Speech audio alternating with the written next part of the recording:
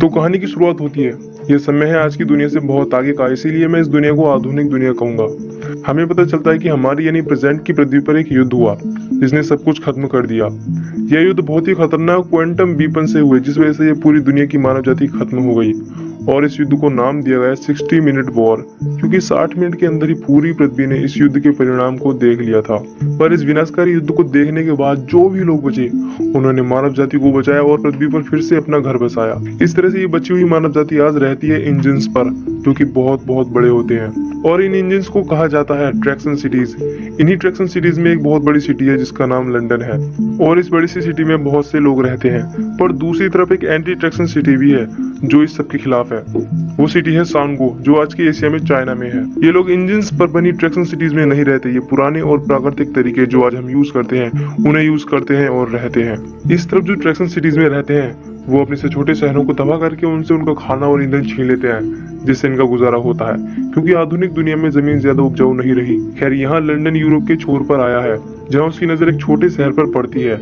London city के head Lord mayor Magnus Chrome के कहने पर थैडियस वैलेंटाइन, जो कि लंदन का हिस्टोरियन है और साथ ही लंदन का दूसरा सबसे बड़ा ताकतवर व्यक्ति, वो ऑपरेटर्स को हुक्म देता है, जिसके बाद लंदन उन सिटी की तरफ बढ़ता है। यह एक छोटा सा शहर लंदन को अपनी ओर बढ़ता देख भागने लगता है, पर इनमें से एक इंजन रह जाता है, जिसका इंजन अभी तक स्टार्ट नहीं हुआ था। इसी इंजन पर हम एक लड़की को भी देख पाते हैं, जिसके चेहरे पर एक मास्क था।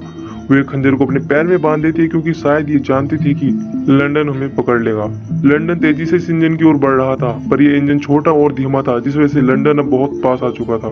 दूसरी तरफ हम एक लड़के को देख पाते हैं जिसका नाम टॉम है, और वो पुराने समय के अवशेषों जैसे स्मार्टफोन, टोस्टर एंड और भी कई चीजों को कब्जा की सिटीज से कलेक्ट करता है और लंदन म्यूजियम में पहुंचाता है, क्योंकि ये सभी चीजें आधुनिक दुनिया के लोगों के लिए वैसे ही मायने रखती हैं जैसे हमारे लिए डायनासोर के अवशेष। खैर, यहाँ लंदन उस इंजन को पकड़ लेता है और इंजन के टुकड़े करके एक बड़ी सी भट्टी में डालता है, जिसकी वजह से लंदन नामक इस ट्रैक्शन सिटी को आने जाने में दिक्कत नहीं होती है, क्योंकि ये भट्टी लंदन सिटी के इंजन का पावर सोर्स है।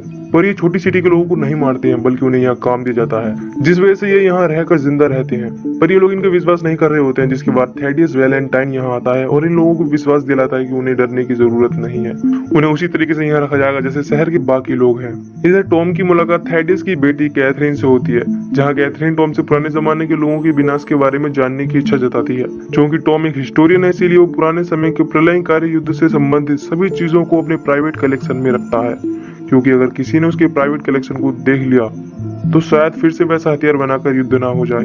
यहाँ टॉम कैथरीन को 60 मिनट वॉर से रिलेटेड सभी चीजें दिखाता है और बताता है कि पृथ्वी आज जिस भी हाल में है उसका कारण है मेड्यूसा। दरअसल मेड्यूसा एक ऐसा क्वांटम वीपन था जिसे एक ही बार में बड़े से बड़े शहर को पलक झपकते ही राख में बदल सकते थे। यहाँ टॉम कैथरीन को बताता है कि वो सारा प्राइवेट कलेक्शन फेंकने वाला है, क्योंकि टॉम के इस कलेक्शन में क्वांटम एनर्जी वीपन मेड्यूसा के बारे में काफी जानकारी थी। इसके बाद टॉम कैथरीन के साथ वहां जाता है जहां कब्जाएगा सिटीज के लोगों का सामान था।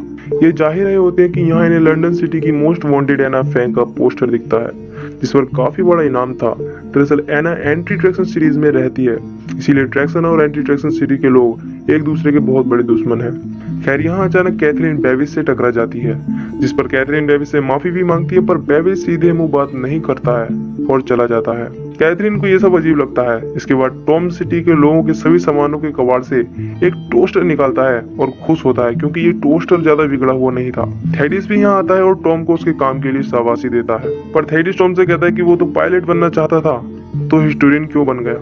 इस पर टॉम कहता है कि हालातों की वजह से उसने पायलट बनने का सपना छोड़ दिया और एक हिस्टोरियन बन गया, पर वो इस काम में अब बहुत खुश है। इसके बाद हम उसी मास्क वाली लड़की को देख पाते हैं, जो एक चाकू लेकर थैडियस की ओर बढ़ रही होती है। टॉम इस लड़की को देख लेता है और रोकने की कोशिश करता है, पर तब तक वो लड़की थैडियस को स्टेप करती है और कहती है कि ये उसकी माँ के लिए। इतना कहकर ये लड़की अपना नाम पुकारती है, हेस्टर शॉ। ये नाम सुनकर थैडियस चौंक जाता है, जैसे शायद वो उसे जानता है।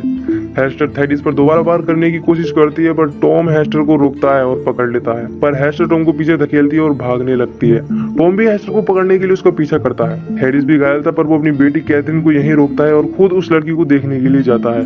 इधर लंदन के सिपाही और टॉम अभी भी हेस्टर का पीछा कर रहे होते हैं। हेस्टर एक ढलान पर आकर रुकती है और कूद जाती है, पर एंड वक्त पर टॉम हेस्टर का हाथ पकड़ लेता है। ये लड़की टॉम से कहती है कि थेडियस एक दरिंदा है क्योंकि उसी ने उसकी माँ का खून किया है। इतना कहकर हेस्टर अपना हाथ छुड़ाती है और कूद जाती है। इतने में थेडियस भी यहाँ आ जाता है। यहाँ टॉम थेडियस को बता देता है कि वो लड़की आपको खून ही बता रही थी। वो कह रही थी कि आपने उसकी माँ का खून किया है। ये सुनकर थेडियस टॉम को उसी ढलान से ढकेल देता है। इसी बीच थेडियस की बेटी कैथरीन आ जाती है और टॉम के बारे में पूछती है। थेडियस भी एक अच्छे पिता की तरह नाटक करते हुए कह देता है कि टॉम और वो लड़की हाथापाई के दौरान गिर गए। यहाँ अचानक कैथरीन की नजर बेविस पर जाती है जो डरा हुआ था क्योंकि शायद उसने थेडियस की उस हैवानियत को देख लिया था। इसके बाद हम देखते हैं कि थेडियस द्वारा भेजे गए हवाई यान टॉम और हेस्टर को ढूंढने के लिए निकले थे ताकि थेडियस कंफर्म कर सके कि वो जिंदा है या नहीं। पर अफसोस हवाई यानों को कुछ नहीं मिलता है क्योंकि ये छुपे हुए थे। हेस्टर टॉम का चाकू और पैसे निकालकर टॉम को धमकाती है कि अगर उसने उसे नहीं रोका होता तो उसकी माँ का कातिल थेडियस मारा जाता। इसके बाद हेस्टर अपने रास्ते जाने लगती है पर टॉम उसे रोकता है और मदद मांगता है क्योंकि टॉम ने अपनी जिंदगी उसी लंदन नामक ट्रैक्सन सिटी पर बिताई है और जब वो यहाँ है तो वो परेशान है। इसीलिए टॉम वापस लंदन जाकर उस थेडियस की पोल खोलना चाहता है। ये सुनकर हेस्टर भी टॉम की मदद करने के लिए मान जाती है। यहाँ लॉर्ड मेयर मैग्नस थेडियस को काफी खरी खोटी सुनाते हुए कहता है कि अगर जल्द से जल्द कुछ नहीं किया गया तो वो उसके सभी अधिकारों को छीनकर एक साधारण सी जिंदगी जीने के लिए छोड़ देगा। पर थेडियस क्रोम को यकीन दिलाता है कि उसके एनर्जी प्रोजेक्ट पूरे होने के बाद सब ठीक हो जाएगा। अब एनर्जी प्रोजेक्ट थेडियस का सीक्रेट प्रोजेक्ट था जिसे वो शहर के सभी लोगों की नजर से छिपाकर कर रहा था और इस एनर्जी प्रोजेक्ट के लिए उसे पावर सोर्स चाहिए होते हैं और थेडियस इस पावर सोर्स की कमी के लिए बहुत ही ताकतवर और खतरनाक चीज फ्यूजन इन्वर्टर सेल का उपयोग करता है। ये सेल कब्जा के लोगों के सामानों से मिलता है जिन्हें लंदन के म्यूजियम में रखा जाता है पर थेडियस उन्हें चुरवा लेता था कि वो एनर्जी प्रोजेक्ट को पूरा करवा सके। यह थेडियस सारे फ्यूजन इन्वर्टर सेल को लेकर लंदन के चर्च में जाता है जहाँ एनर्जी प्रोजेक्ट पर काम चल रहा था और वहाँ की सिक्योरिटी इतनी थी कि कोई भी वहाँ नहीं जा सकता था सिवाय थेडियस वैलेंटाइन के। अब थेडियस की चिंता थी कि कहीं हेस्टर उसके एनर्जी प्रोजेक्ट में रुकावट न बन जाए। इसके लिए डॉक्टर ट्विक्स जो एनर्जी प्रोजेक्ट पर थेडियस का साथ दे रही थी वो थेडियस को एक ऐसे मशीनी दरिंदे के बारे में बताती हैं जो समुद्र के बीच बनी सार्कमूर नामक जेल में कैद है और वो मशीनी दरिंदा दिन रात हेस्टर की मौत के लिए उसका नाम पुकारता रहता है। थेडियस तुरंत ही सार्कमूर जेल में जाकर उस मशीनी दरिंदे से मिलता है जिसे सबसे मजबूत और अलग सेल में रखा गया था। थेडियस तुरंत ही सार्कमूर नामक इस जेल पर हमला करके जेल को तोड़ देता है जिससे वह मशीनी दरिंदा आजाद हो जाता है और हेस्टर को मारने के लिए उसकी तलाश में निकल जाता है। यहाँ हेस्टर और टॉम काफी भूखे थे। हेस्टर अपना खाना निकालती है जो हजारों साल पुराना था क्योंकि ये आज के जमाने का खाना था पर इन्हें जिंदा रहने के लिए वो खाना पड़ता है। इसके बाद हेस्टर आराम करने के लिए सो जाती है पर उसे सपनों में भी सुकून नहीं है क्योंकि उसे सपनों में वही हादसा दिखता है जिसमें वैलेंटाइन ने उसकी माँ को मारा था। खैर यहाँ कुछ इंजन की आवाज से हेस्टर की आंख खुल जाती है। हेस्टर देखते कि टॉम उन सिटीज को मदद के लिए बुला रहा था पर वो नहीं चाहता था कि वो सिटी लोगों को शिकार करती हैं। ये शिकारी सिटी इन पर हमला कर देती है पर एंड वक्त पर एक व्यक्ति इन दोनों की जान बचा लेता है पर इस दौरान हेस्टर के पांव पर चोट लग जाती है। इस व्यक्ति की वाइफ इन दोनों को चाय देती है जिसके बाद वो इन दोनों को ठहरने के लिए एक रूम देते हैं। दूसरी तरफ कैथरीन को यह लग रहा था कि उसके पिता थेडियस की जान को उस लड़की से खतरा है। इसीलिए कैथरीन बेविस के पास जाती है और उस दिन के बारे में पूछती है जिस दिन वो लड़की और टॉम गिर गए थे क्योंकि उस दिन बेविस वही था। बेविस कहता है क्यों, तुम क्या करोगी जानकर? कैथरीन कहती है कि उसके पिता की जान को खतरा है इसीलिए वह ये सब जानना चाहती है। बेविस कहता है कि जान का खतरा बाकी लोगों को है तुम्हारे पिता से क्योंकि तुम्हारे पिता ने ही टॉम को धक्का देकर गिरा दिया था ताकि टॉम उनके रास्ते का कांटा ना बन सके। जो भी तुम्हारे पिता के बीच में आता है वो सबको मार देता है। कैथरीन अपने पिता की ये सच्चाई जानकर बहुत ही निराश होती है। बेविस कैथरीन को एनर्जी प्रोजेक्ट के बारे में भी बताता है। बेविस कहता है कि तुम्हारे पिता चर्च में एक हथियार बना रहे हैं जिस हथियार से वो शील्ड वॉल को तोड़कर दीवार की दूसरी ओर जाना चाहते हैं। दरअसल थेडियस का मकसद शील्ड वॉल को तोड़कर सानगो एंटी ट्रैक्सन सिटीज में एंटर होना है क्योंकि थेडियस का मानना है कि उस दीवार की दूसरी तरफ भरपूर खाना और ईंधन है पर फिर भी वो लोग मदद के लिए हाथ नहीं बढ़ाते। इसीलिए वो क्वांटम एनर्जी वीपन मीडुसा को बना रहा है ताकि उस दीवार को तोड़ सके। खैर यहाँ हम टॉम और हेस्टर को देख पाते हैं जिन्हें बताया कि दिशा के मुताबिक नहीं ले जाया जा रहा था। टॉम दरवाजा खोलने की कोशिश करता है पर उन्होंने वो दरवाजा लॉक कर दिया था। टॉम यहाँ से भागने के लिए रास्ता ढूंढता है पर हेस्टर का पाँव चोट की वजह से घायल था इसलिए हेस्टर कूद नहीं सकती थी। टॉम भी नहीं चाहता है क्योंकि टॉम अब हेस्टर को पसंद करने लगा है। खैर वो इन्हें इस कमरे से निकाल कर वहाँ लाते हैं जहाँ पकड़े गए लोगों की बोली लगाकर उन्हें खरीदा और बेचा जाता था। उन्हीं में से एक व्यक्ति हेस्टर की भी बोली लगाता है पर तभी लंदन की मोस्ट वांटेड एना फैंग आ जाती है जिसे हमने पहले भी देखा था। एना यहाँ बोली लगाने और खरीदने वालों को मारकर हेस्टर को बचाती है। हेस्टर टॉम को छुड़ाती है और भागती है पर यहाँ इनका रास्ता रुकता है वही मशीनी दरिंदा। पर इस दरिंदे को हेस्टर बहुत अच्छी तरीके से जानती थी क्योंकि हेस्टर इसे स्ट्राइक कहकर पुकारती है। स्ट्राइक हेस्टर को पकड़ने की कोशिश करता है पर नाकाम रहता है। क्योंकि एना इन दोनों को बचा लेती है। यहाँ एना हेस्टर से उस मशीनी दरिंदे के बारे में पूछती है कि वो उसे क्यों मारना चाहता है। इस पर हेस्टर इस सबके पीछे की सच्चाई बताती है। वो बताती है कि श्राइक ने ही उसे पाला और बड़ा किया, पर टॉम कहता है कि एक जिंदा लाश ने तुम्हें कैसे पाला।